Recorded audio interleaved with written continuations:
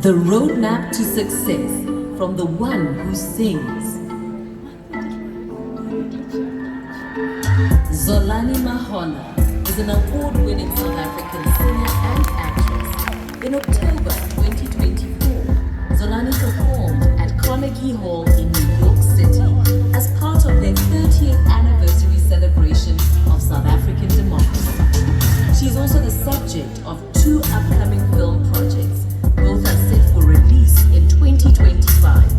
Zolani's passion for environmentalism extends to her role as an ambassador for the Sea Change Project, and she continues to inspire with her music and activism.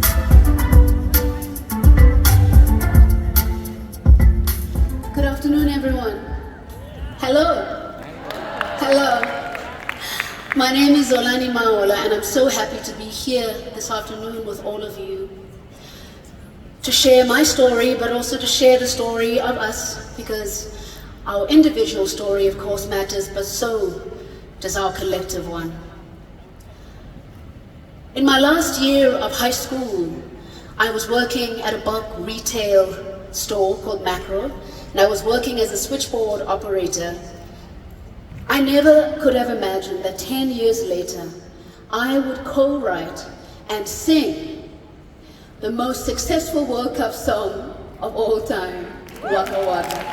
And I'd love to do a small rendition of it here for you today.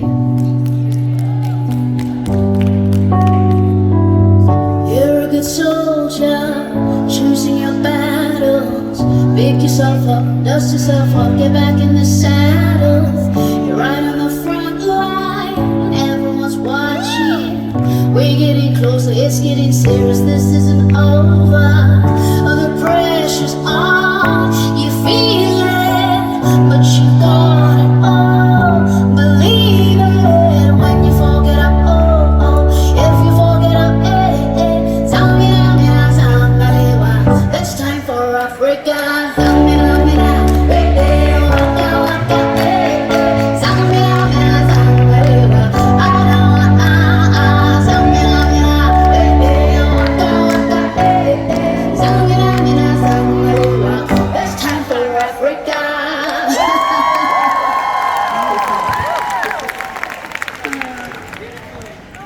I never would have imagined that that would be my story, especially if you backtracked quite a few years to my childhood. I remember growing up in the Eastern Cape in a small location called New Brighton, and I was polishing the stoep. And many of you maybe don't know what a stoep is, but I guess it's kind of like a veranda or you know, something to step outside the house, right? So I was polishing it, and I must have been about 10 or 11 years old. And that was a very intense time in my life, because just a couple of years before that, my mother had very abruptly passed away. And I was, unbeknownst to my family, living with a very, very terrible and shameful secret. The secret was the fact that my stepbrother was abusing me sexually for a number of years. And nobody in my family ever knew this up until the time I was an adult. And so it was me, this tiny little 11-year-old, polishing this stoop and escaping into my very favorite pastime, which is my pastime today, into music. Because I was listening to a song on the radio, a song by the Manhattans. What is this song? Darling, you send me. I know that you send me. Oh, honest you do, honest you do. All of a sudden, I hear a different sound coming up over the airwaves. It is the sound of footsteps. These footsteps are coming up the main road of my street. They're coming, and I hear them getting louder and louder as they're approaching. And as they're approaching, they're not only the footsteps, but they're also voices. Voices, voices, voices, voices, because ladies and gentlemen, this was the time, the last dying years of the system of apartheid that had brutalized my people for so many years, and they were coming, and the voices were chanting, and there I was, my 11-year-old self, somehow almost by osmosis, pulled into the throng and raising my own individual voice to join with a collective.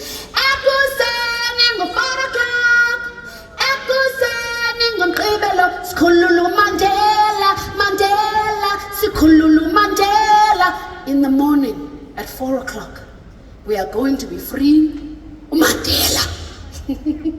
I did not know who this Mandela was, but such was the power of that collective movement of being a part of that body, that unit, that union, that I could not but be in and amongst it. 5 years later, who knew that the story of this country of ours would come to change, and this very Mandela would become not a terrorist any longer in his country, but the first democratically elected president of South Africa. Did you hear the news on the radio today? People have agreed to give their love away. I can't wait to be there in line.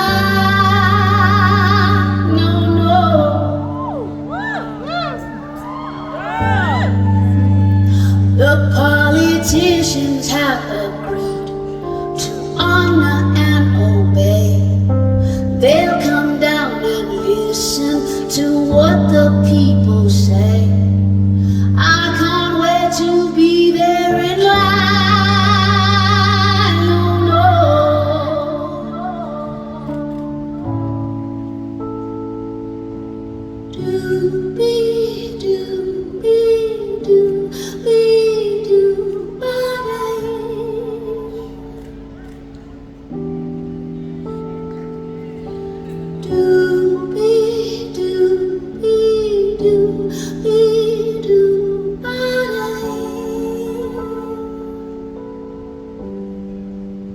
Fast forward to 2010, the World Cup is here. All the naysayers have been proved wrong. Everyone who said we could not pull it off, South Africa will never pull it off. A World Cup in Africa, what? We'll never manage to do it, but guess what? We did. And there was little Zolani, not so little anymore, but there I was singing this World Cup song, this anthem that had come all the way from West Africa, from Cameroon. It traveled all the way around our wonderful continent and was somehow here amongst us in 2010, and we were singing it with this Colombian superstar, Shakira. And it should have been the highlight of my life. But there I was in the bowels of Orlando Stadium, hearing the crowds, hearing the vuvuzelas, hearing the crowds, and feeling so small. In that moment, I didn't feel that this was the pinnacle of my career. In that moment, there was a collision of an old story and a new one. That old story, that one of a lack of worth, that one of a lack of value, that I had interpreted from the actions of my stepbrother, from the loss of my mother. They were fighting right there in that arena, in that basement, until I had to make a decision to shake off this old story. And I'm proud to tell you that I went up. I left that basement, I went up and I stood in the center with Shakira, and there she was shaking her thing, and there I was shaking my thing, and we were singing, Zamina, mina, eh, eh, waka, waka, you remember, come on, Zamina, mina, Zamina, Zamina, mina, eh, eh, waka, waka, eh, eh, Zamina, mina, Zamina, it's time for Africa.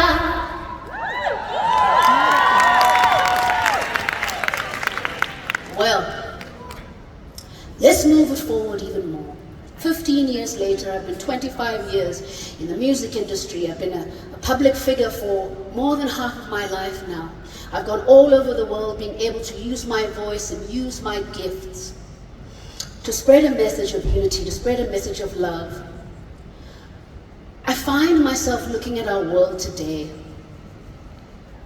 I look at our continent. I look at our country, South Africa. I look at our world. And I see that there are stories that are competing. One story of brutality, of callous disregard for humanity. Another story of collective action, of deep humanity, of deep care, of collaboration. And I'd like to invite us here in this gathering to find ourselves part of the second story, where we are using not only our individual voices, but our collective voices. We are using them to amplify a story that will live in the hearts and in the minds of generations that have not yet been born.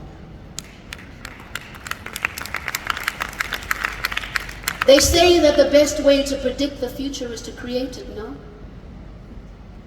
Powerful people in this room. Powerful people who have had so much to overcome yourselves. And perhaps like me, sometimes you have that little vulnerable moment of that little, oh, what's that? Oh, not me, no. You. Not only you though, all of us. We all have the power to come together and choose that vision we want for our continent and for our world. A world where there is safety, a world where there is common humanity, and a world that is safe for not only our children, but for the children of our world.